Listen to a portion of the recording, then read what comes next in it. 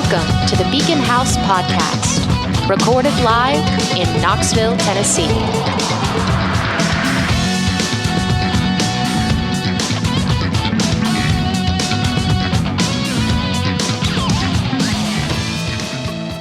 Well, Merry Christmas to everybody from Beacon House. We're glad to be back, and we hope everybody's doing well. The holidays haven't totally run you down a little bit. Before we get into this episode, we want to thank all our listeners, and then I'd like to introduce my co-hosts for today's show. Returning from the Halloween episode that we did with Dustin, Babs Benson is back. Babs, say hello. Hello. I don't say Merry Christmas a whole lot, so happy holidays. There we go. That's going to be, we're going to get into that today on the episode. But before we do, I want to also welcome another co-host from Beacon House Past. This, in fact, the ghost of Beacon House Past, one of the founders of the Beacon House podcast, and coincidentally, the singer for Burn the City, who you may have heard about if you listen enough. Hunter Barnhart is here. How's it going, Hunter? Merry Christmas. There we go. Same, just like it always used to be. But yeah, Hunter is here today, and we have kind of a controversial, and when I say controversial, I don't mean like abortion or something. I'm not talking about a divisive issue. Maybe far grimmer. Yeah, much worse than that. We're going to talk about the commercialization of Christmas. No. So yeah, we're getting into a thing here. Before we get started into this, do you guys have anything, any stories to tell? Anything that's been going on? Anything you want to talk about before we jump right in? I have 7 holiday trees, Christmas trees. Yeah. Oh, wow. Okay, and I think disclaimer, we should probably go ahead and unveil at the top of this episode. Babs is my girlfriend. We are dating. We're involved. She's not just an anonymous person that you occasionally... More powerful than a Facebook status change. No, this is... relationship change. It's now on the interfaces of the web. I'm here for it. And I feel like anybody that knows us kind of knows already, but just so you guys know, because we're going to be telling stories about conversations we had. Fair. That's worth setting that out. It's probably also worth establishing both of your all's positions on the Christmas holiday and whatnot. Yeah, like she was saying, Babs. We have a Christian and a non-Christian. Well, 2 Christians and a non-Christian. Isn't that a good place to start? Yeah, and one of the Christians being me and Hunter, the non-Christian being Babs. Should we say ex-Christian? I think that's valid. I don't like things with X's in it, but that's fine. You get the idea. But yeah, she doesn't celebrate Xmas. Former. Damn. That was great. But you do have a lot of Christmas. You're super into Christmas. Oh, I have, yeah. 7 trees. Nativities. Nativities. You used to collect nativities, you were saying. Yeah. Talk about that real quick. Yes, I'm a former believer of Christianity. And so growing up, I grew up in the church, and I was in the church for many years, married to a staff member, and then worked in a church post my divorce. So I had a lot of more years being religious than not. But my mom and dad were religious, and they had a lot of nativities, and it was always church on Christmas Eve and lots of activities. So then when we traveled, my mom would pick up nativities from all over the world, Germany, Spain, whatever. And so I kind of did that. So yeah, in my home, I had different types from pottery to resin, a German one, and you still collect nativities? Yes, even though I'm not necessarily a believer in the virgin birth, which brings us kind of to where we're going to go with the Santa, because I have lots of Santas too. And you're still into the image of Santa, I am, just like I'm obviously still into the image of holy things and nativities and such. And that's I definitely want to unpack that, because it's again that seems like you don't have both things at once. Once somebody typically exits the church and like religion and that kind of thing, they're sort of done with a lot of the religious holidays, but you still celebrate it in a big way. But anyway, I just think that's a fascinating story to tell. So we'll get into that. And then Hunter, you don't you have a new, you've achieved a new status at, tell everybody what your current position at the church is. Oh no. What the fuck did you think I was talking about? Oh, man. Yeah, I was intrigued. I was like, wait, is this where they're going to announce like they're having a kid or something? What's happening here? What are you transitioning? Oh, what is... Yeah, I was like, what? Bring it on. No. Yeah, I assume you mean that I'm the worship pastor at the church. Is that what you're talking about? Isn't that a fairly recent thing? Yeah, like 2 months ago. I just found out about that at our most recent rehearsal as I was sitting across the table, just being awful to you. And he goes, well, I am technically a worship pastor. And I go, God, I'm going to have to change the way I talk to you. We'll talk about that later. No, sir. Great, I'm in trouble. Anyway, just to kind of set the table for everybody, this is who we've got on the podcast today. And in terms of like theology, I feel like these two people could not be more diametrically opposite, but you both have arrived at a Santa Claus decision. Is it a shared one? The way that you said that is, do we have the same stance? You guys told me you're going to go find this motherfucker. No, I'm kidding. So no. So you've corporatized a very important holiday to me and millions of other people. We're going to beat you in front of everybody. That sounds pretty with good. antlers. I'd watch a movie about that. But getting beyond, let's start with Hunter. So you had told me, because we do play in a band together. Full disclosure, I'm on the podcast today with my girlfriend and the singer in my band. You know, this is nepotism. Podcast. Yes, and that's how it is in the church. It's okay. She's not wrong, and it's a problem I have with it's a problem I have with church organization. Yeah. Which is ironic given the church that I serve at, but it's not. We'll get into that later. But my brother, who founded the church, to his credit, was very careful to recuse himself from any kind of opinion on whether or not somebody should be appointed. So those of us that were appointed by people that are outside of the family. Yeah, I had to do that with theater when my kids were auditioning and I was directing or whatever. I was like, nope, not sitting in on this audition. But you see how it still doesn't hold any water for outsiders. Like, we know that that still it looks wasn't funny because when we're all family, the but it names doesn't are on look there. good, right? Yeah. Okay, back to the why you're talking about your favorite peoples are all on here together and a little nepotism. Go back to the Santa thing. I didn't say favorite. Oh, you don't have to walk it back. Okay, it's fine. Okay, I didn't. Anyway, well, we'll start with Hunter.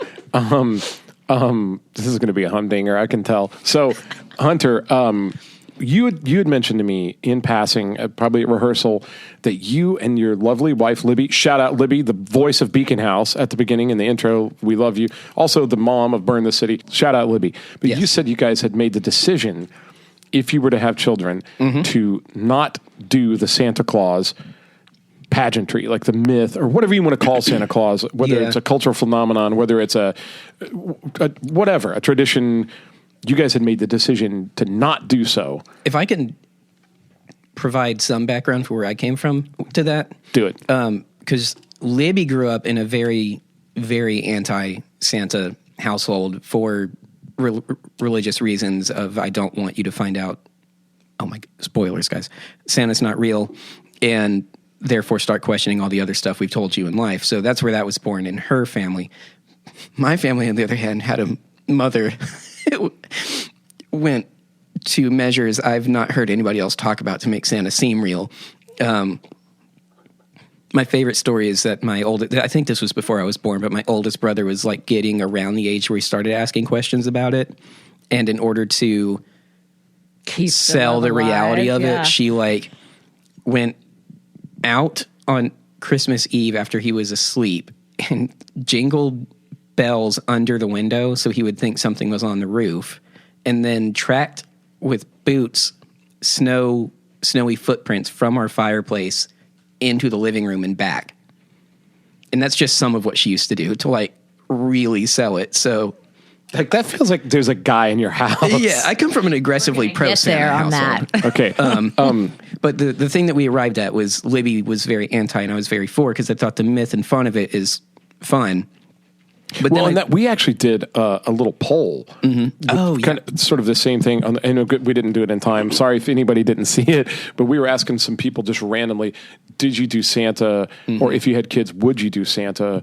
And why or why not? Like, a lot of times for people that don't do it, if they do have a religious background, I kind of just assume it's the religion. Like, you feel like it's kind of stepping on, I don't know. I don't want to say stepping on Jesus' but wow.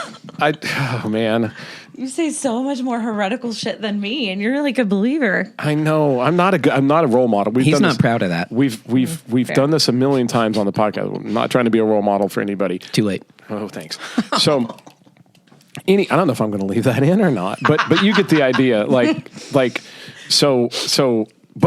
Anyway, go on. Oh, sorry. Yeah. So we had many discussions, and I finally fell on. I like to err on the side of caution as much as my brain allows me to logically decide to do so. And I thought, for multiple reasons, also given our current economic status as a household and in the current economy that we live in and all the other stuff, I was like, money's hard to come by. The time to make things from scratch is hard to come by.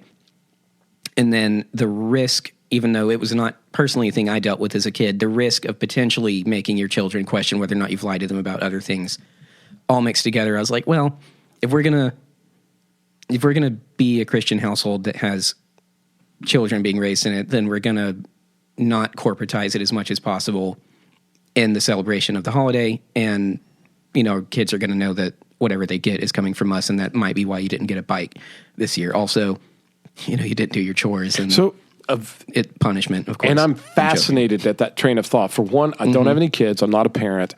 I've known a lot of people that did a good job as a parent, and I'm fascinated by it. And just that train of thought, to me, is fascinating. Like what you introduce to your children and why not. And again, let's go ahead at the top of this episode and just say, whatever we talk about from this point forward, or have talked about already, this is you do whatever you choose to do in your own household. This is not in any way a suggestion. This is not supposed to be a blueprint for how you would raise children or handle children or what's, like philosophically okay or more like in a moral sense, what's okay to tell your kids and not.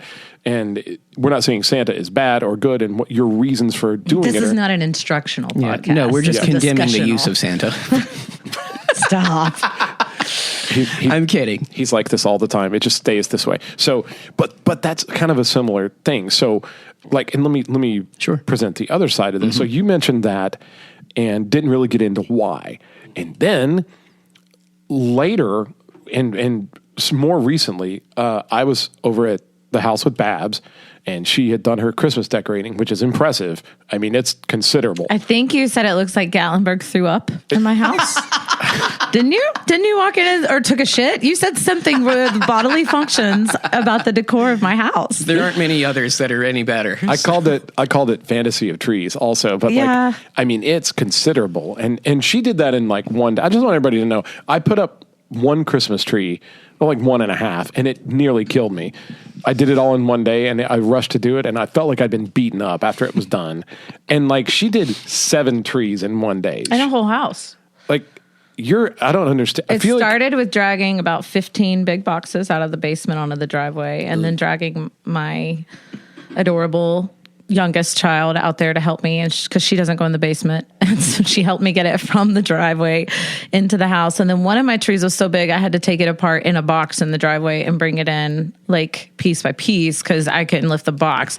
So I set all the Christmas ornaments out and separated them to each of the trees that needed an ornament. Yeah, it's a thing. I have a history with that. I grew up with that. You have the same powers that Will Ferrell had in Elf. I kind of did, yeah. You're able to decorate that fast. I shrink the world around you. Yeah, yeah. But anyway, so we're walking through there on our way to get coffee. And there's a lot of Santa and a lot of nativity. Oh, there's just everywhere. And I was like, oh man, that's crazy. I was like, did you, and I realized Babs she's got 4 lovely children. Well, they're adults now, but I have, Yeah, but they're phenomenal people. And like, just anyway, I go, and I'm fascinated about her life as a mom. I'm always forever asking questions about it. And I'm fascinated with her reasons why they did or did not do something. And like, it's just, by the way, you're a really good mom. Thanks. If people don't tell you that all the time, you're fantastic. But the point being, I just mentioned something. I was like, hey, did you guys do Santa with your kids? Like, what else did you guys do? How did you? And I turned around with my coffee just as kind of an afterthought. And this sound came from that side of the kitchen. Like like a wave of dissent. And again, I'm not making fun of you, but I can see now why the conflict of shock was there, because it was like, wait, I'm in this Santa-filled environment, and then I'm asking this question, and then, go ahead with my response, because I don't really remember. I mean, I'm feeling it now at the thought of being asked that question. She was very immediate. We did not do Santa. And I was like, oh, snap. I don't know what, let's unpack that. And I mean, it was a lot. Like, we went into, and you said fascinating, thought-provoking things that I was like, Hunter is also doing this too. You know what I mean? Mm-hmm. Like, up to this point, we just assumed that people did it, especially if you have kids. Or it was a matter of when do you tell them, or we're religious and we don't do it. But I've never seen a lot of reasoning about what it does for the children or what you're taking from the children by not doing it. Or I just never had that conversation. So that's what we're here to do today. Anyway, you were very anti-Santa, but it wasn't for religious reasons necessarily. Unpack it a little bit. So I grew up with Santa to the extent that when I was in like first grade, my parents paid someone to, and we were not wealthy at all, lower middle class. And my parents paid Santa on Christmas Eve to show up with a bike at my front door. And I remember my dad has the most beautiful handwriting still to this day. And I remember the tag on it was obviously made in my dad's handwriting.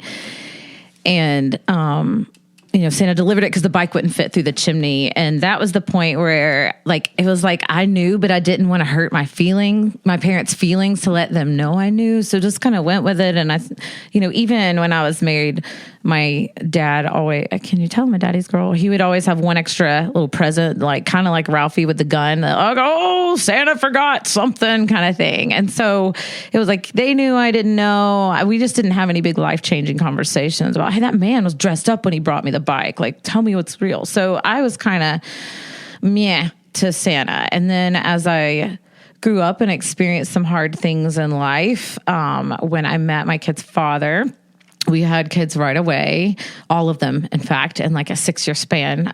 We're done. We're going to take that beef root. You were just like that mother alien on the ship. Yeah, we're done. We multiplied. Let's shut the factory down. I'm kidding. You were just having eggs, fucking Sigourney Weaver's coming in there. When we got pregnant with our son, it was a common, and luckily he was only a few months old when, for his first Christmas, but it's like, so are we doing the Santa thing? And I was like, I don't think there's any harm in it, but I take a real big issue with, a big stranger coming in your house one time out of the year and giving you shit. Why? Why? And then the other aspect is I think part of why Santa for me was like, yeah, he can't be real. Because if he really is, everyone would get the same monetary amount of presents. And my mom bartered for my tuition at the private school. And so year after year, I would go in and Santa brought me, a Walkman or whatever, but they got $200 shoes. And I was like, Santa's not cool if he bases his gifts on people's financial status. So when my kid's dad and I were kind of having those conversations, that was my angle, was kind of from a prior abuse. And I don't want my kids thinking this big, fat man comes in and gives them stuff. And it's okay to let a stranger in if he's doing something for you. If they've got presents. Yeah. That's kind of like the van. Here, little girl, want some candy. Why? Why is that a trait that we're going to teach our kids? Interesting. That's and interesting. Then, also kind of the lying aspect of it. So then when I was saying that, my kid's father was like, well, I'm fine with not doing Santa, because when I found out Santa wasn't real as an elementary age kid, I went to my mom and said, so have you been lying to me about Jesus too? Oh. He was raised Presbyterian. For me, I didn't really correlate there's other things that aren't real, because Santa in a way still was like Mickey Mouse or Barney or whatever. He's this character. I feel like Jesus was definitely more present in my life growing up than Santa was. So I guess I didn't put those two together, but he felt very strongly about it. And so just real quick to interject. So you and your ex both had came different reasons, but both were pretty anti the Santa mentality. You guys came from households where they did Santa. And it wasn't traumatic really for me, but for him, I guess with the whole Jesus is Jesus, he felt betrayed by his parent. I can't pretend it's been 25 years since we've had that conversation, but I guess looking back, the takeaway is I guess he was traumatized by the distrust of his parents. It wasn't about Santa or economy or presents or whatever. It was just the people I've loved and trusted, have been telling me, and someone's giving me gifts. What else isn't true? This is another reason that I love bringing guests on this podcast, because I think one of the reasons I was so I just figured everybody did Santa, or what's the harm in it, or whatever, is because I even now still only look at it as a kid. That I had it done for me, but I've never had to decide whether or not to introduce it to a child. I have no perspective as a parent. That conversation you just described, I've never intellectually ever had to face anything like that. What about, where are you at on it? With the conversation part? Yeah. That was actually very strange for me, because I had long since figured it out, but I was doing my parents the solid courtesy. Pretending, yeah. I don't even know about pretending, because I'm the youngest of 3, but we're spaced out pretty far. My brothers are old. So That was harsh. I was just throwing it out there. To Hunter's brothers, I'm sorry for him. But there was enough space that I think like a lot, without making my parents sound awful because they weren't, but just there was a lot of like basic stuff that kind of just didn't happen for me because I think they were just focused on other things and tired. So I had those scrapbooks look real good for my first two kids, but Autumn like has a week out of the hospital at home, and then I was like, I'm done. I'm tired. So it was similar. I had the questioning years followed by the sorry, Autumn. The realization that it just probably isn't matched with a trust deep enough in my parents that I'm like, there was a tiny part was like somehow maybe, but can't be. What happened for me was mom just turned around one day when I was like 12 or 13, like way past when someone, she goes, I'm Santa, by the way. Right. Oh, and yeah. I was like, yeah. I pretended to be traumatized at that point. Yes. But, Well, and we kind of got into I remember that day, there was a lot. Well, I'll side note it. When we went to my former father-in-law with a 3-month-old, I'm like, just so you know, we're not going to do Santa. It was a big bone of contention. My parents were like, whatever, it's, Interesting. But I will say when I'm going to throw in what we did with our kids, because at the point where the oldest two were like 4 and 3 and you're having logical conversations or whatever, because we were in the church at this point and the focus was Jesus's birth and that being the reason for the season, and Saint Nick is like Barney, and we have pictures of him and watch the specials with him, but this is the real reason. We gave our children only 3 gifts apiece for Christmas. And we did that to symbolize, for you're not familiar with the Christmas story, there's some wise dudes in the story that like visit, which ironically they don't visit Jesus till he's like 3 when you look at the actual scripture about it, but I digress. So there's wise men in the story and they bring baby Jesus birthday presents, and it's, we 3 kings of Orient or whatever. And so we did that with the gold, frankincense, and myrrh mentality. And as we had more children and had 4, it was great because like we stuck by that. Like we're honoring the tradition of Jesus being brought birthday presents, and we're giving you 3 presents to represent what Jesus was given. And now we kind of went overboard with the stocking thing. But again, they knew mom was the one filling the stocking. Aside from the great stereotype that mom's stocking is always empty. I said what I said. But like they knew. Do you need a minute? So I'm pretty proud, even though I don't live in that mentality or worldview anymore. I think for someone living in that worldview, we handled it and navigated it really well and made a good apologetic for why we do still give gifts, even though, well, if Santa's not real, then what the hell are we doing? Like, well, here's why this time of year we do, and we're celebrating that birth. So did you guys sort of lean into the reason for the season? I'm so really sorry. Did. I didn't mean to say it that way. I can't believe you did that, yeah. I did not want to do that, but you lean into... I had a lapel pin that was like a wreath, and it said, Jesus is the reason for the season, and it was on my coat all winter long. So we did. We leaned Beacon into House listeners that. would love to see a picture of you from that era. That's okay. just the listeners. Just to listen. So like, but that's what you did. You're like, when you decided we're not going to tell Santa, but we are going to tell him it's because of Jesus. Mm-hmm. So you guys had religious Christmas every year, so much that you patterned your gift giving after our worldview. Okay. Mm-hmm. Okay. And that's really interesting because my upbringing was always like this gigantic blowout kind of thing, but so not following the 3 gifts aspect of the worldview, but my mother was also determined to not let us as a household lose sight of the reason that we're celebrating. Mm-hmm. So she always did a birthday cake.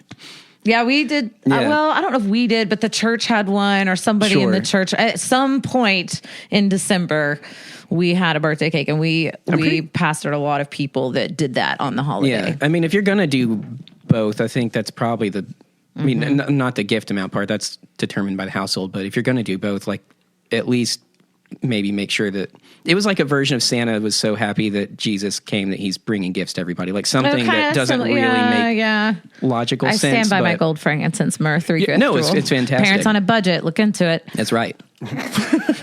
Well, I always, the way my parents did Santa too, but they also, I mean, I don't know, dude, we weren't a super religious family, but like my mom would sing like the religious Christmas carol sometimes, and we would want, you know what I mean? Like we were aware that it had to do with Jesus. We just didn't talk about it a lot, but I always was the same thing. I was of the opinion that Santa and Jesus existed simultaneously, and that they weren't even necessarily working together. Like they just were in this, they were in the same, multiverse or whatever. But then you mentioned something about like, I don't want my kids to think that this mysterious guy brought the that neighbors. Was for me because I'm real proud about it. I was like, why would I let someone else take credit for what I taught piano lessons or their dad, got on a side? Like if we're spending that money on them, there's a sense of like, I want them to kind of be grateful and be like, wow, my parents did this for me. And I didn't want someone else taking credit for crap. But we also talked about like the inequality kind of thing. Like the kids across the street got fancy motorized toys, and then these kids just got like socks or something like that. Yeah. And you were like, I don't want them to think that's this guy. And then I mean, that's kind of the Jesus thing in it, like where people, I guess, picture God as that guy in the sky with a judge's gavel, like, I'm going to judge you for your sins. I mean, like Santa in that way with the whole good or bad is a real twisted version of what I understood grace to be, and feel like most of my Christian friends still believe grace to be. And so like there's no grace with Santa. If you're bad, you're just getting coal. That was kind of weird because like even in religion, we wanted our kids to feel like you are loved, like you're a sinner saved by grace. We're gonna, you're gonna keep messing up until you die and you're still loved. So that was icky about it. And then the economy aspect of it, it was a really big thing of like Santa obviously loves Johnny next door because he got a Wii and the rock band and the guitar, which, side note, we did also have one gift that was to all four of them together. And that was for lots of reasons. It was to incorporate sharing. It was to incorporate being a team and to have some, whether it was a board game or whatever. And I think, and my kids, if you're actually listening to your mother, you can call me out if I'm wrong, send me a text. But one of their best ones is like, they all got an alarm clock, as it was kind of a rough year. And so they had two pretty good pricey presents a piece. And then that third one, I guess we'll call it the frankincense one. It was like an alarm clock or something for all of them. They each got a similar alarm clock. And then we kind of did but wait, there's more. And their corporate gift was a Wii with all of these things. And so that's some of my best memories was that. And they like gasped because, they thought Christmas was over. We're in the kitchen doing whatever. So we tried to compensate for not necessarily being as financially stable as some of our kids' peers and the people that we associated with in community by at least doing something very meaningful as a whole together. And I think there was more stuff like that. My kids aren't going to be like, Mom, you just totally made that sound way better than it was. Well, listen, when she mentioned it, that's how I remember it, damn it. When she mentioned that day in the kitchen and she offered that. Well, no, and I said, okay, look, just devil's advocate. If the family you're in, if your current family, if your financial situation is not as good as the neighbors or whatever, and you can't provide the kids, but the kids are going to talk, they're going to be out in the street playing, and we're going to see what kind of bike you've got, what kind of bike they've got. That the stuff about growing up that's confusing and tough until you realize that we're all fine. But like, I go, wouldn't it be better to blame that on this imaginary stranger? Like, you know what I mean? Well, how come Santa? That just means he's a dick. Well, yeah, I get that. But I thought I was like, I'd rather have a reality than have a false dick. Well, going back.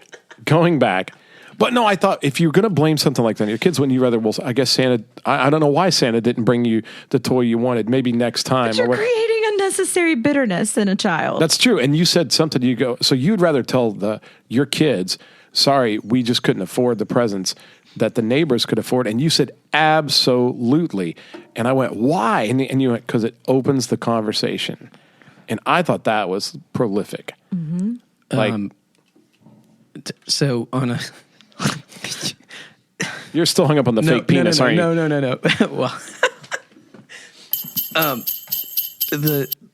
I agree with that mentality, but there was an aspect I was thinking of,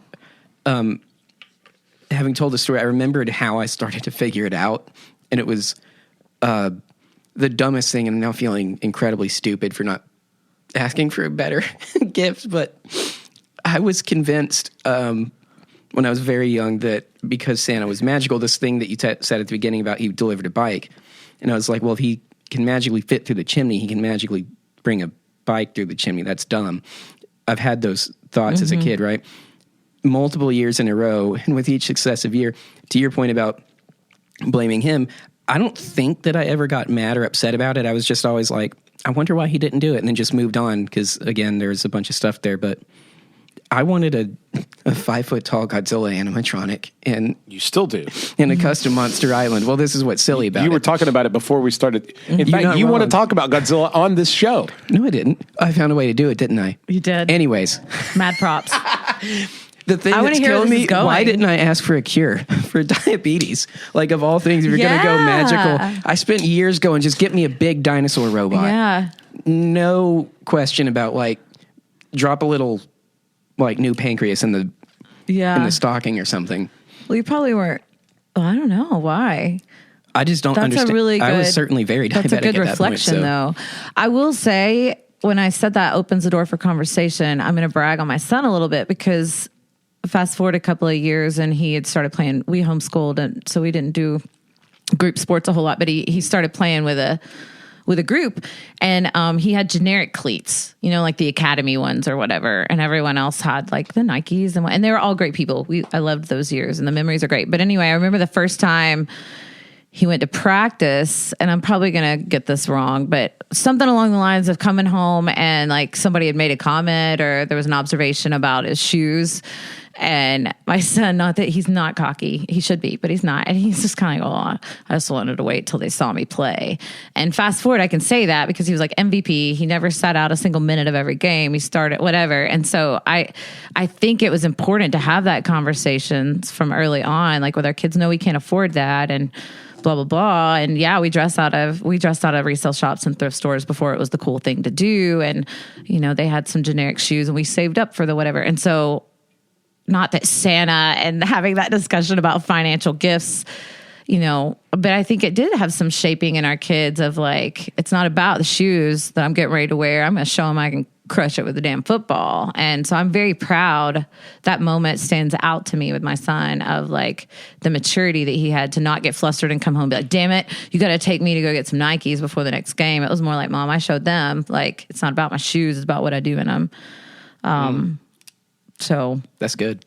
You made you told a similar version of that story the morning in the kitchen. We talked about it and I'm still stunned by it, like, here's a question. And there's no wrong answer. That's never a safe thing to say. Go ahead. So is there a chance that for Christians, Santa is sort of like the training wheels to believing in a higher power? Is it a possibility that... I mean, it's a faith-based thing. Well, that's what I'm saying. I personally felt like as a 3-year-old, I never would have been able to get my head around the concept of an intelligent designer, a creator, or any type of even a base theology thing. But for some reason, I grasped the idea of Santa Claus. And it wasn't that Jesus has to wear red and like Jesus likes cookies and be sure to like, I didn't feel like they were the same thing. But the idea that there was something outside of my grasp that wanted to give me good things. And if I sort of like behaved well, I would get them, and that like it was a positive. But that was positive for you. That's what traumatized me religiously growing up. I would go to bed at night with fear that I wasn't good enough and going to go to hell.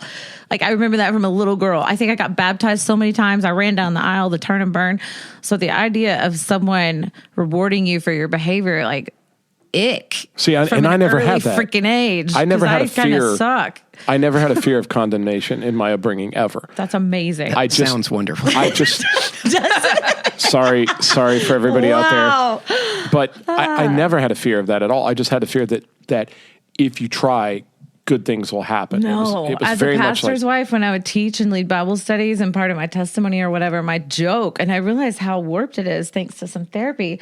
But like I would always talk about like, when we are in the new heavens and the new earth, like I had this feeling my whole life of like, I just slid in, like I got in by the ass of my, crack of my pants, whatever. And like, I'm here. I don't really deserve to be here because I suck, but I'm here. Like I've always Yeah, there has never been a moment where I felt free of condemnation until I guess about 5 or 6 years ago. So that's situational. That's foundational then for every. Where are you at on it? Is there a chance that Santa is the springboard, or do you think that it? Because I know a lot of religious people that think Santa is the worst idea ever because it takes away from the focus on Jesus and the religious aspect of the holiday. So my question to that is, though, if it wasn't tied together and there was a different holiday where we actually just celebrated the saint who went around to the impoverished, and my history on St. Nicholas is pretty slim, but like, what if it wasn't associated with Jesus' birthday? Like, when did that merge? Like, would people be okay with it? Like, parents that go to Disney World, do they tell their 7-year-old, by the way, you know that's a person in that Mickey outfit? No. Like, is that what happens? Are you serious? I'm asking. We didn't take our kids to those places because we couldn't afford it. We're having this conversation, right? So I recall, like, is it the same for parents that take their kids to Disney on Ice? Like, are they actually, or is it like when your mom just didn't tell? Like, at some point they're going to figure out that's an ice skater under that goofy garb. Like, I think it should span more across the board as people that we put, or things that we put in our kids' lives. What do we lie about? Like, so, I mean, to answer your question, Spence, I don't know that it's a good idea for all the reasons that we've discussed to that point. But everything you were just saying about like having to delineate those differences with children, if you're a parent, brought to mind another stupid, like 5-year-old Hunter thought that I had. The way that kids He's going to talk about Godzilla. No, I actually not, believe it or not. It'll be Tarzan. The way that children are able to rationalize things that just to make sense of the world they're looking at, right? Mm-hmm. Go on. I recognizing that cartoons are clearly not live action, but not knowing that you could just draw something and photograph it so that it looked like it was moving, I had this thought that the Disney Tarzan movie, which I loved as a kid, was a bunch of live action people in really, really bright costumes acting on a painted set. So the point there is, like, I can see where your child brain rationalizing something that doesn't work could be the training wheels, but then the inherent danger of that is, I just think, so strong. I don't condemn it because I enjoyed the myth and it didn't. And we did a little polling on the way down here, and a lot of people expressed those same concerns. We'll get into that. But I was just going to say, for me, it worked. For me, the idea of there being a joyous feeling about the unknown was very good for me. And when it came time to face, and again, nobody ever like drug me into a church. My family was not.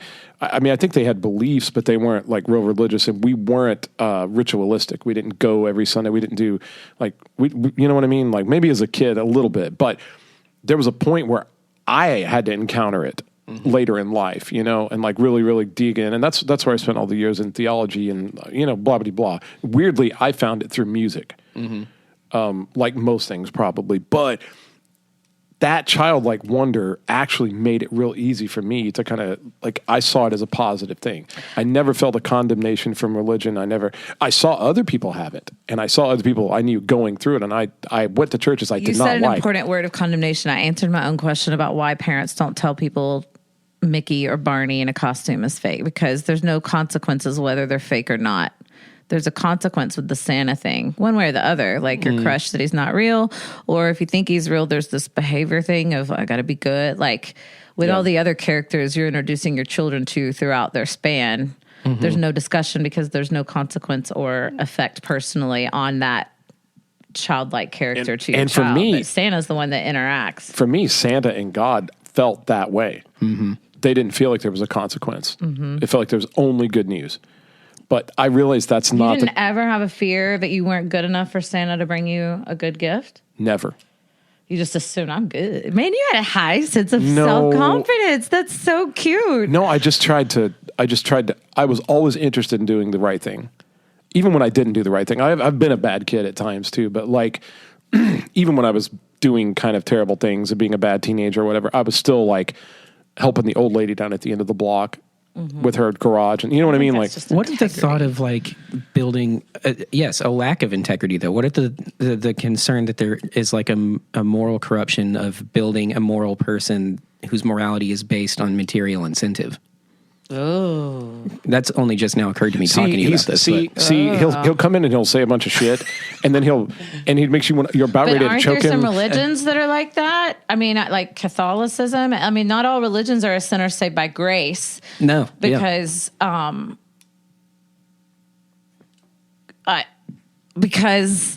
like with Catholics, don't you have to do good shit to be a good Catholic? Or it depends. I'm friends with a Catholic, and he.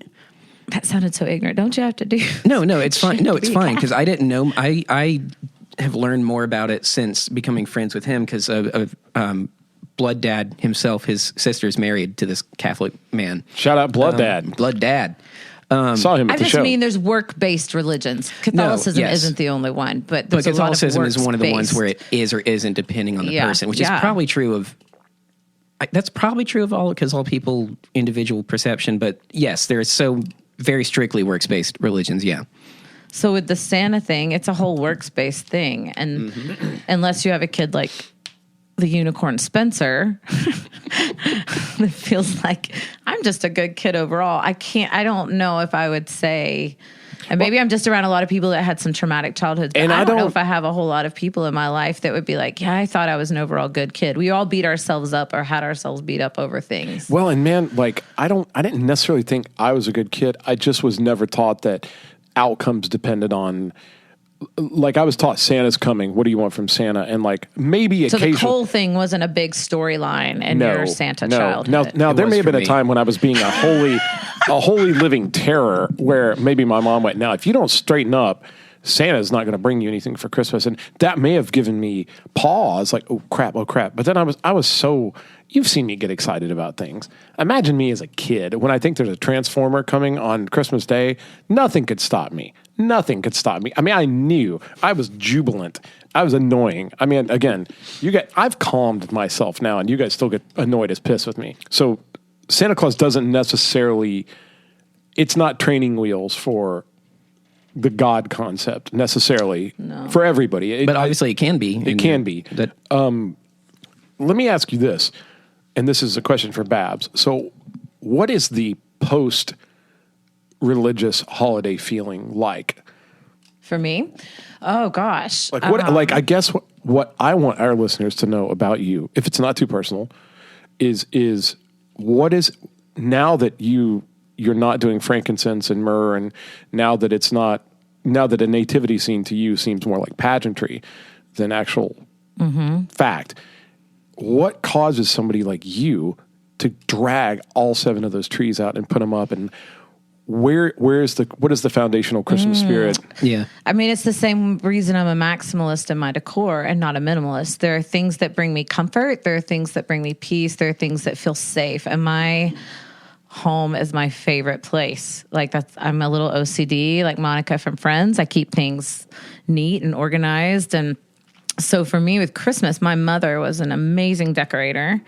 And even on like the crappiest Christmas, because there were some that were rough. And like when my brothers are 10 and 7 years older. So there were Christmases where it was just me and my parents. And being a mom of adult children and a granddaughter that lives far away, there was kind of some sadness on Christmas Eve sometimes. We're not all together now and blah, blah, blah. But for me, the decor was never sad. Like the house was just beautiful. And then I did that for my kids as well. And it was just a big deal. They would go to school, or if they were homeschooling, I would try and get them like, well, take a day off from school. Let's decorate. They still did not like doing that.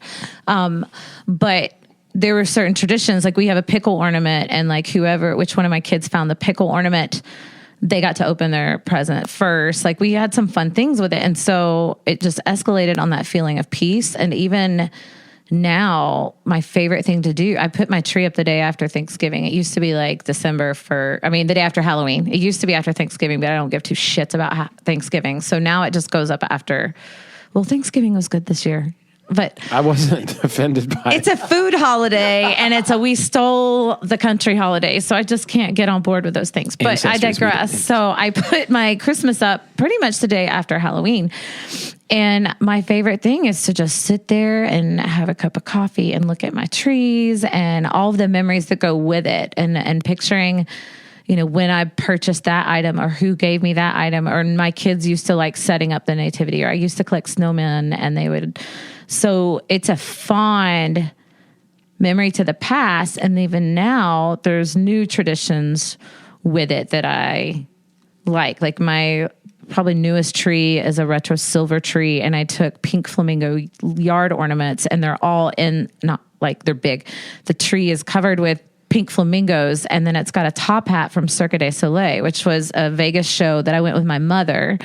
And then I have ornaments from my parents' first tree in the 60s on it. So like for me, looking at those Christmas things, it's not even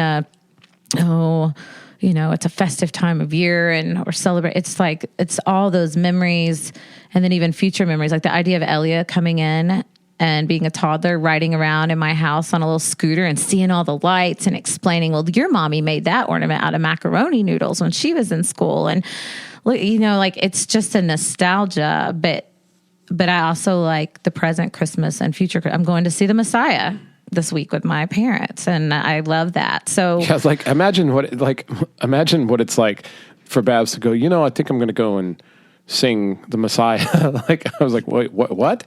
What are you're doing? What? She's very complex. She has layers like onion. I do.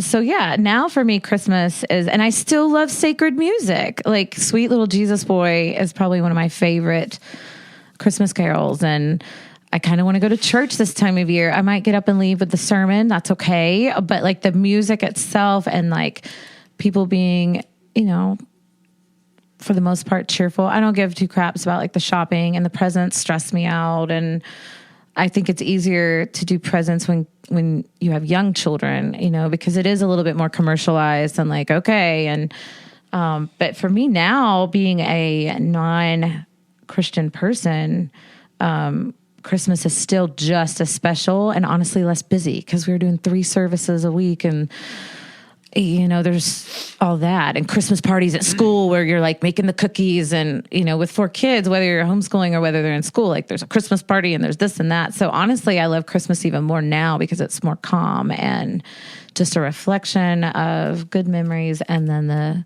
moments that I'm having now and the moments to come. Okay, go give us your version of what is Christmas like for you now? Well, the thing that I've really loved is slowly building what Christmas is for me and Libby, because we've only been married for 5 years. This will be our 5th Christmas as a married couple together. And like 3 years ago, because we had just moved into the house we were in before this one. It was a very small house. It served us well, but it was small. And she was talking about not putting a tree up. And I had like a minor meltdown about it. And like she gave all the best reasons and they all made sense. But I was just like, if we did nothing else, could we not have the tree? Can we like keep the tree somehow? Yeah. And she had also never seen It's a Wonderful Life, which I know some people are down on for some reason. No, I love that movie. like it. But Babs is a white Christmas. I see it. She's a white Christmas girl. It's a Wonderful Life. Isn't that the one with the wings? Every time something done. Yeah, but you know what? But James Stewart wasn't wrong. Right, but it also has an alcoholic in it, and I have baggage with that, so we'll just move on. You know what I found out recently is It's a Wonderful Life. Actually, somebody, I think they were talking about it on Rogan. Mm-hmm. They were talking about fractional reserve banking and the inflation and like the Federal Reserve, and they go, that Christmas movie where they talk about that? Mm-hmm. And I was like, what? And he goes, which one is it? Oh, It's a Wonderful Life. Remember that? Maybe we'll watch it. Remember Milton Freeman saying, hey, that's not a Christmas movie. That's a banking movie. Mm-hmm. And apparently at some point, like, because he goes to borrow the money and they go, well, Farmer Ted has it over because he just bought a new farm. But he actually doesn't have it because he had to loan it to this guy. And like, technically nobody in town has any money, but he goes, they basically break down fractional reserve banking in that movie and they slipped it in. For you listeners, that's called a rabbit trail. But yes, that's where we went on. But it is a correct one. It is. Woo! Edit. I want to hear what his story is. I'll get after your rabbit trail. So what happened? Edit. Her kids might be listening to this. I've never touched your mom. I've never touched your mom. Oh my God. I've never touched your mom. Go back to the story about, did you introduce your lovely wife to It's a Wonderful Life? She loves that movie, but what she did that year was I got home from work, had a miserable day, and was And not that's how not you happy. wanted to end it? No, I'm no. so confused. No, I'm getting there. So I come home, and unbeknownst to me, she had pulled It's a Wonderful Life up on the TV and had it ready to go. Oh. And on our wall, because the house was small, she had gotten a bunch of garland and made a tree shape and hung ornaments on it that way.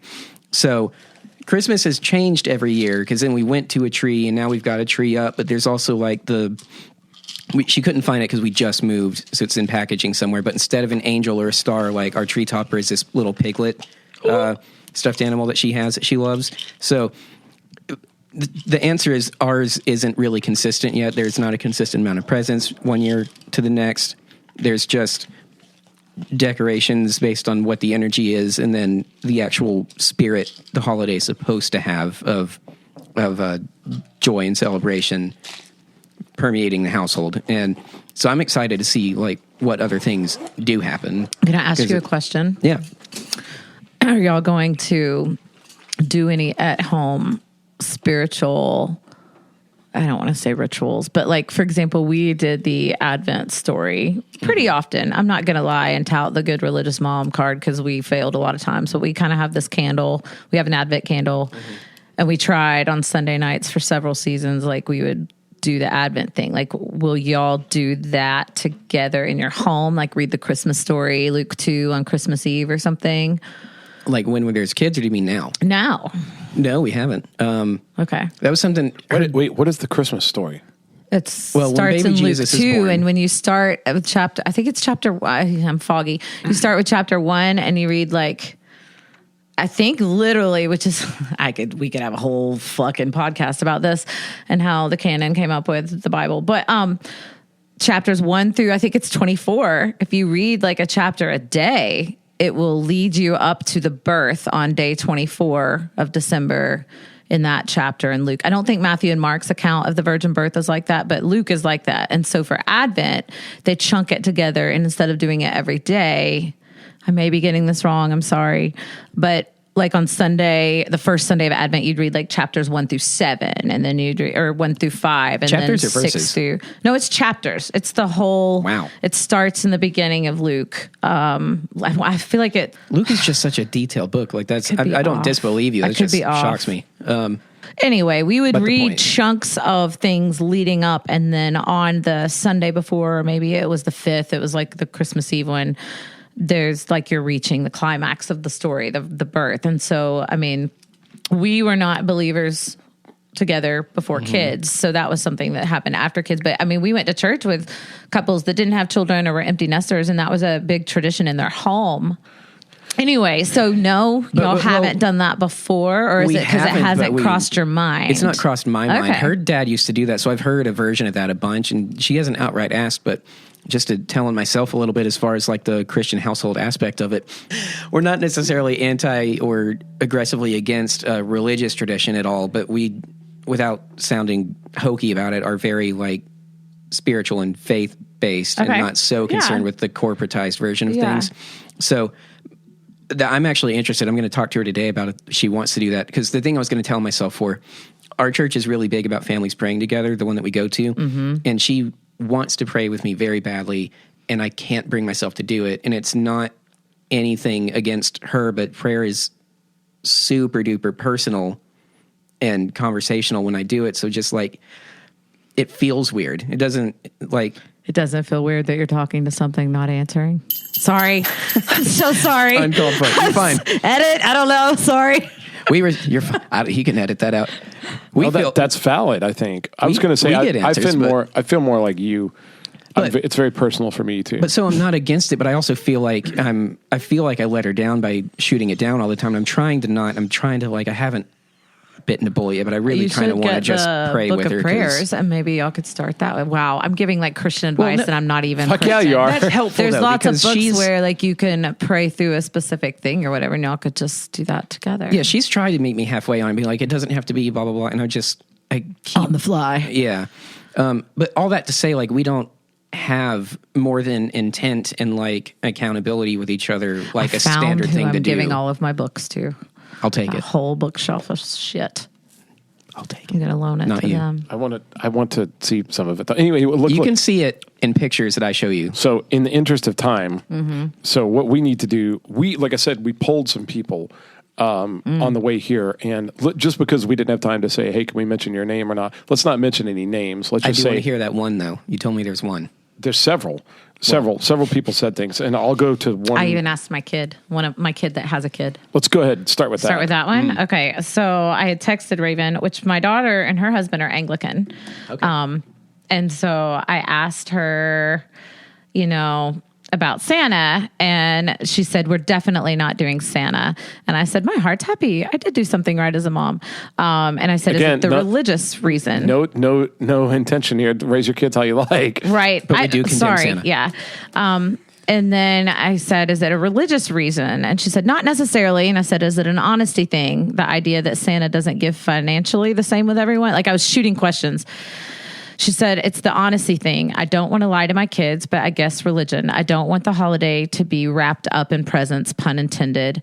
And then on a side note, we did just order a print painting of Saint Nick, and we went on to talk about how Saint Nick, there's a rumor that Saint Nicholas slapped Arius, a heretic, at the Council of Nicaea. So my daughter is not doing it because of the focus of the holiday and the lying aspect. So there's the first poll answer. And then that's good stuff too. Also, shout out Raven. So I'm interested, even that your children still subscribe to. So your family is just diversity. We're all over the map. Yeah, my son, I am not sure what denomination, but he claims to be a Christian. Cool. And then Raven is Anglican, and Tennyson has just shared with me recently that she has expressed an interest in Anglican theology and is attending an Anglican church. And then my youngest and I, we were involved in a mega church and a Methodist church, and that was several years ago. And so her and I kind of have the same more scientific approach. I don't know if she believes in a divine creator, but yeah, her and I both kind of, we love all people, but yeah, cool. We're not quite there with the church theology We'll thing. deep dive that later. That sounds awesome, though. Yeah. Anyways. But on a side note, we all get along and have, I love having conversations with my kids that are Christians. Isn't it funny that can happen? Right? I can't believe that. Well, her and her father are like that too. Her father is I would consider devout, Southern Baptist, and they get together and they just talk and talk and talk, and I've been in the room, and dude, you also. I played Presbyterian Reformed for a minute because it. we got on a topic about the rapture, and I was like, no, look at context at the verses above it. So I love the fact that I feel like I'm a well-rounded person if I have Christians in my life that we don't believe the same, but we can still talk and dialogue. But go on to the next. Sorry, yes. And I would even venture to say, you might actually be, and I'm speaking from personal experience, but you might be very helpful to Christians more than you know. I'll take that library. Santa Claus. So this, a member of our band, Burn the City, again, I didn't ask if it was okay to say the name, but it won't be hard for anybody to find out. It's the smart one. Seconded. I said, hey, just as we're going to talk about it, and just curious if you were going to do Santa or not, And he said, yeah, we do Santa. We don't wrap gifts from Santa. And he said, I'll get back to you on why not. But he said, mostly we just do it for fun.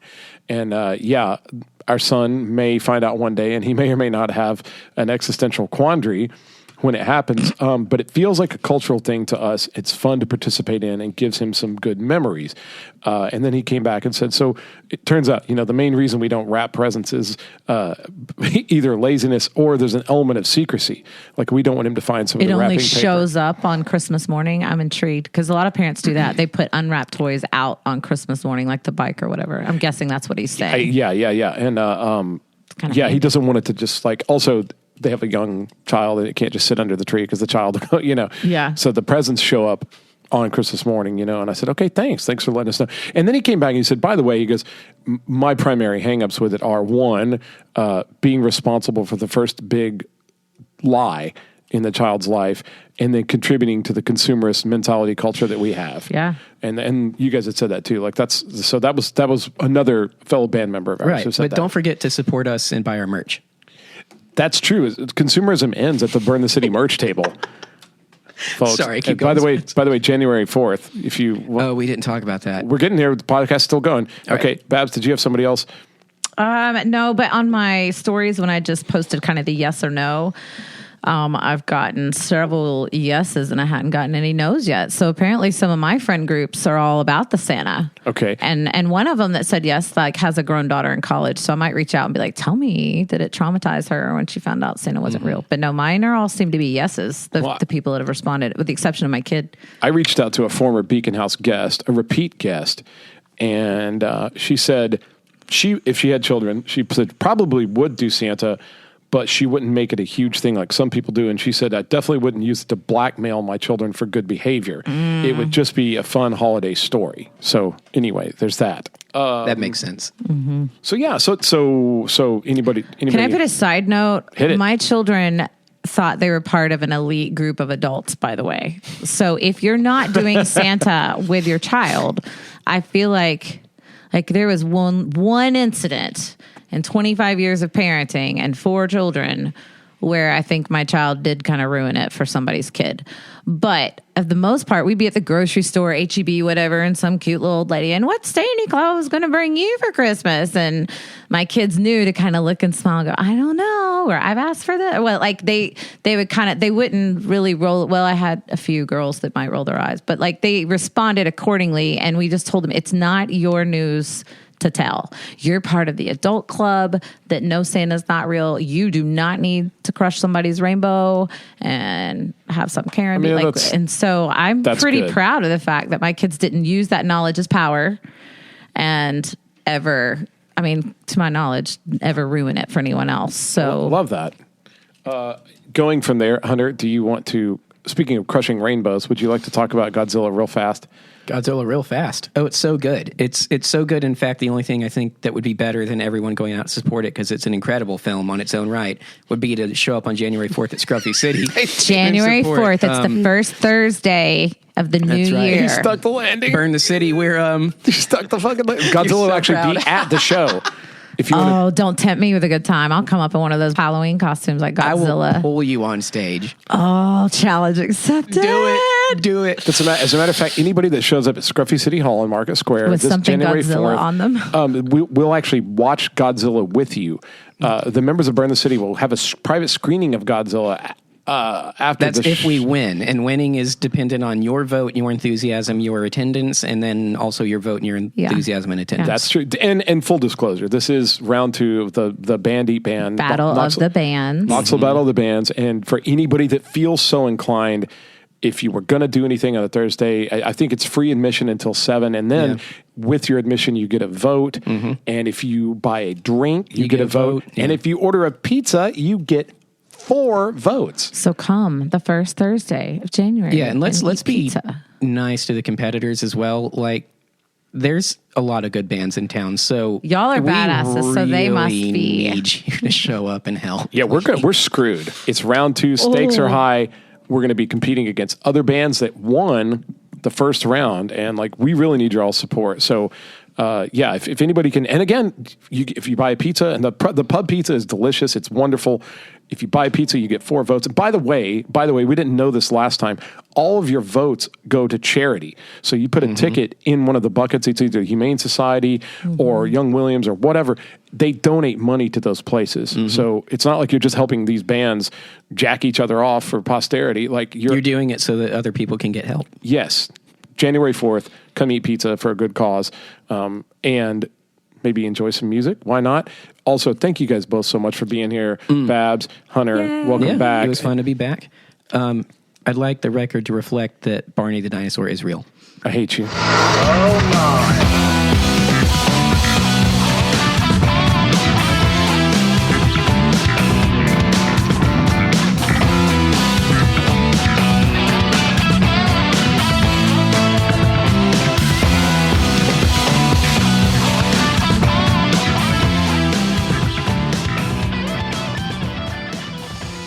I love you, you love me, we're a happy family.